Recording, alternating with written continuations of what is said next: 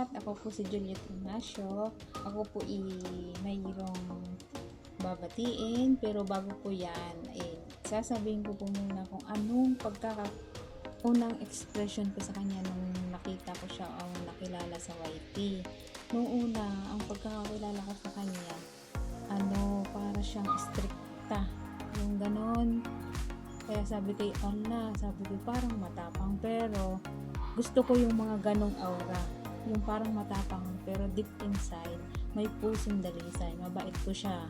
Siya po ay walang iba kundi si Ate Dalagang Isay. Siya po ay mag-birthday.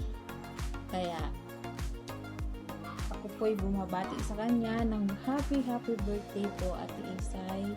At ang wish ko po sa inyo ay sana bigyan pa po kayo ng maraming birthday at higit sa lahat good health para sa inyo. Tapos syempre sana matagpuan mo na yung Mr. Right sa puso mo.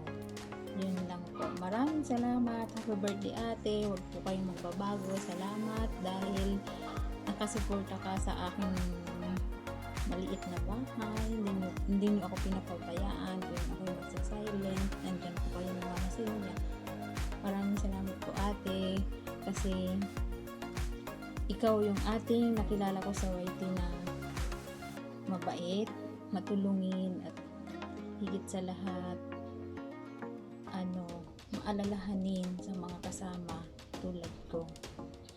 Lagi mong sinachat pagka hindi ako nagpaparamdam, kamusta ka na, yun yung nagugustuhan ko sa iyo kasi maalalahanin ka at mabait talaga.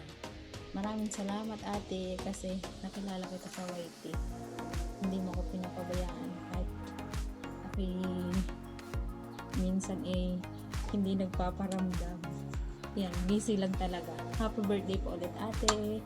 Sana matupad na yung gusto mo. Alam mo na yon kung sana dumating na yung Mr. Right sa puso mo. Yun lang. Salamat. Bye-bye.